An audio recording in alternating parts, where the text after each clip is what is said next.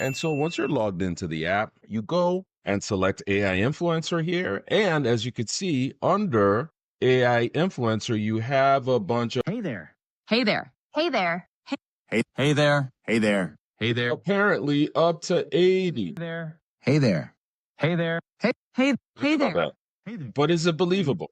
Is it believable? So what we're doing here, what I've done is actually used one of them so you could get to see the output and make the conclusions on your own to see if they look good. So in this instance, you have the opportunity to generate your AI script. You could briefly summarize your script in a few words, but I just added our own script, which is about X's new Grok being available for everybody. Because when you look at this, it almost seems like it gives you the Newsy vibe where you could put out updates and not always have to sit in front of the camera when you have all these options for you. So we put this script in. You have our script here. You click continue. It tells you the amount of credits, and then you generate the video. And after it's processed, it comes out looking like this. So now it's less than a minute. We are going to make this a landscape visual. So let's play it and see. Breaking news from the internet's favorite roller coaster, X, formerly known as Twitter, is making waves again.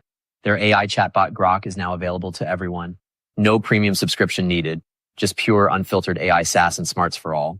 Grok is no ordinary bot. It deciphers cryptic posts, dishes out snarky comebacks if you're feeling spicy, and even turns brainstorming into cool visuals with its Aurora image generator. Oh, and it has an unhinged fun mode because apparently AI now comes with attitude. Yeah, which is quite funny. So not a lot of attitude here that I see, but could it still be useful? I don't know. So, but you also have the opportunity to edit it.